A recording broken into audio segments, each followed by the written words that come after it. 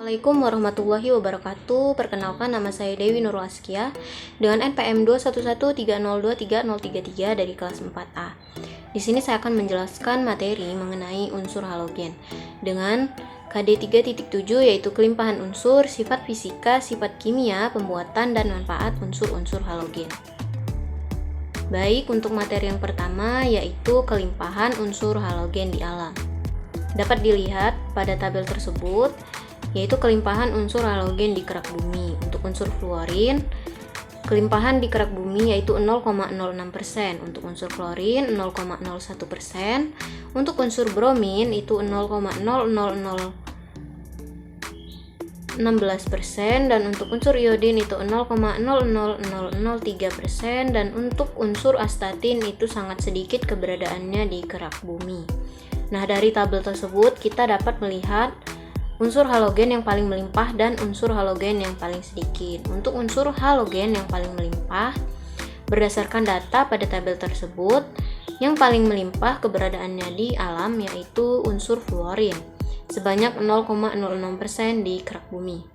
Hal ini disebabkan karena unsur fluorin banyak terdapat dalam mineral fluorapatit dan mineral fluorit yang terdapat dalam batuan beku, seperti batu granit, batu apung, dan lain-lain yang mudah kita jumpai dalam kehidupan sehari-hari.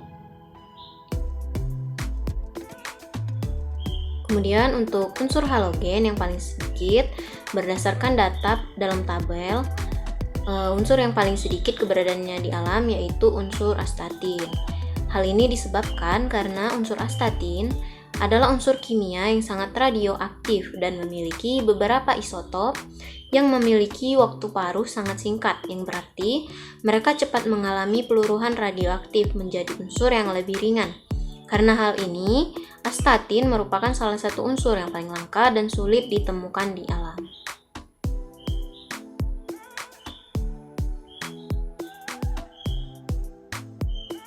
Baik, untuk materi yang kedua yaitu sifat fisik unsur halogen. Dapat dilihat pada tabel, terdapat beberapa sifat fisik dari unsur halogen. Nah, untuk unsur halogen ini sifat fisiknya dapat dilihat dari titik leleh dan titik didih. Yang pertama yaitu titik leleh. Meleleh adalah peristiwa di mana tekanan uap dalam bentuk padatan sama dengan tekanan uap dalam bentuk cairannya. Titik leleh adalah suhu di mana tekanan uap dalam bentuk padatan sama dengan tekanan uap dalam bentuk cairannya. Dari tabel sifat fisik unsur halogen, titik leleh unsur halogen meningkat dari unsur fluorin sampai unsur iodin. Dalam satu golongan dari atas ke bawah, titik leleh pada unsur halogen semakin meningkat seiring dengan meningkatnya kekuatan gaya London. Ketika gaya London meningkat, molekul dalam senyawa akan menjadi lebih terikat satu sama lain. Hal ini akan memerlukan energi yang lebih besar untuk memisahkan molekul-molekul tersebut, sehingga titik leleh akan meningkat. Kemudian, yang kedua yaitu titik didih. Nah, mendidih adalah suatu peristiwa di mana tekanan uap cairan pada permukaan air sama dengan tekanan uap dengan udara luar. Titik didih adalah suhu di mana tekanan uap cairan sama dengan tekanan gas atau uap sekeliling.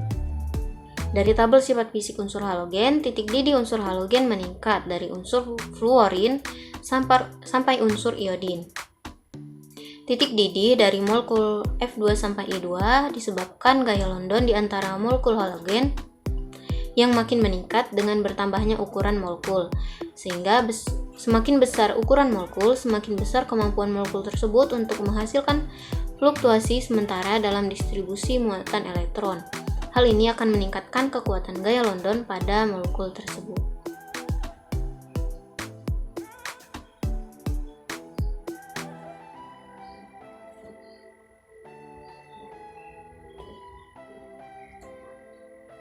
Baik, untuk materi yang ketiga yaitu sifat kimia dari unsur halogen. Dapat dilihat pada tabel tersebut terdapat beberapa sifat kimia dari unsur halogen. Nah, sifat kimia yang dapat dilihat dari unsur halogen yaitu ada jari-jari atom, afinitas elektron, dan keelektronegatifan. Baik, untuk yang pertama yaitu jari-jari atom. Ukuran orbital elektron dalam sebuah atom tergantung pada konfigurasi elektronnya, terutama bilangan kuantum utama. Bilangan kuantum utama menunjukkan tingkat energi dari sebuah orbital.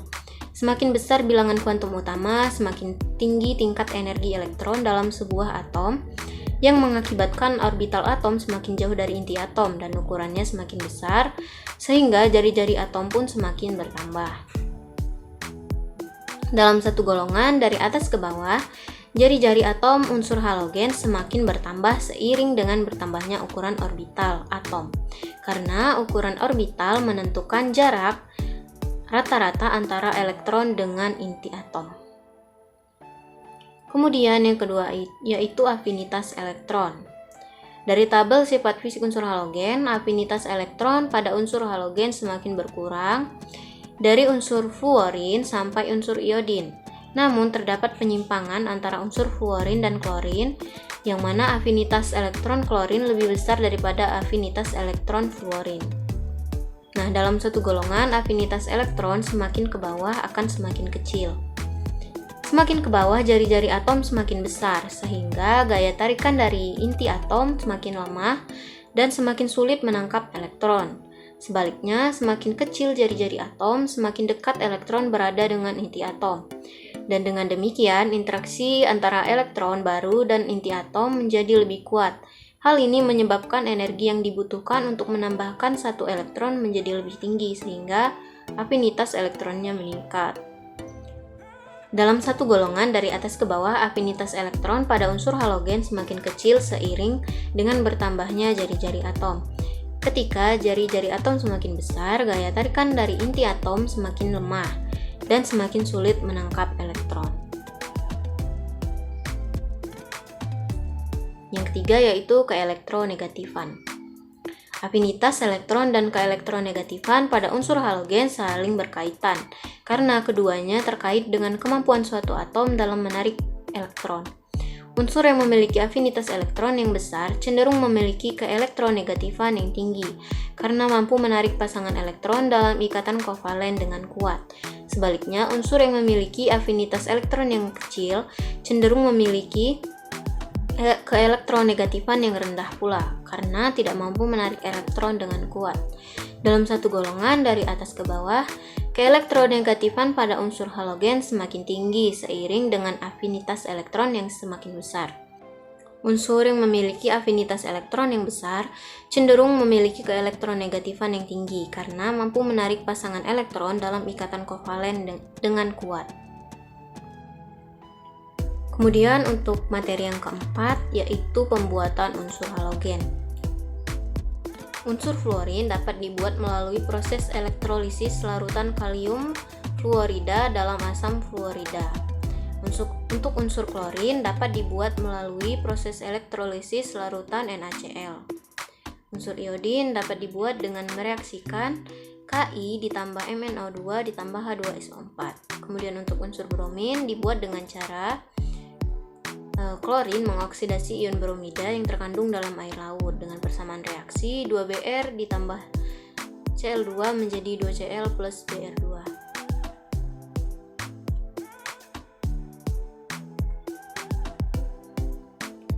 Kemudian untuk materi yang terakhir yaitu manfaat unsur halogen.